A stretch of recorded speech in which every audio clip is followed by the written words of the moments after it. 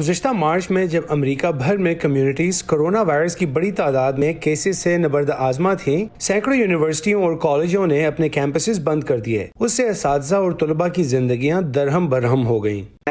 میں ہر وقت سوچتی تھی کہ کہاں جاؤں، یہ بہت پریشان کن تھا۔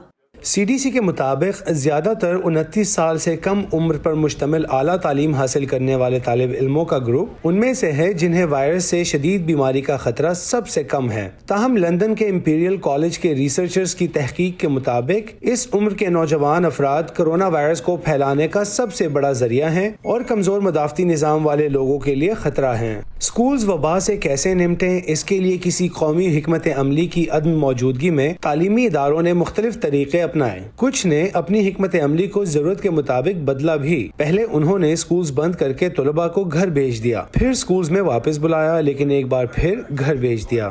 وہ اسکولز جن کی آن لائن موجودگی بہت محدود تھی، وہ خود کو آن لائن تعلیمی اداروں میں تبدیل کر رہے تھے۔ اسپرنگ سیمیسٹر کے اختتام تک زیادہ تر اسکولز نے پڑھائی کے لیے درس و تدریس کے مکمل آن لائن یا ہائبرڈ ماڈل اپنا لیے تھے، لیکن طلباء کی یہ شکایت رہی ہے کہ آن لائن لرننگ نے انہیں کم معیار کا تعلیمی تجربہ دیا جو تکنیکی مسائل اور مدد اور وسائل کی کمی سے دوچار تھا۔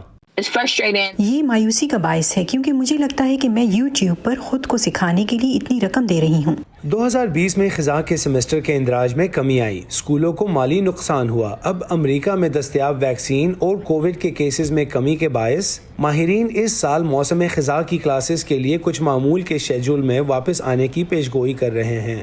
نئے آنے والے طلباء کے لیے خوشخبری یہ ہے کہ متعدد کالجوں اور یونیورسٹیوں نے اس سال کے لیے اندراج میں رکاوٹ کو دور کرتے ہوئے کالج انٹری ٹیسٹ کی ضرورت کو معاف کر دیا ہے۔ جیسو سمن اونی کے ساتھ Imran Jadoon, voice of America.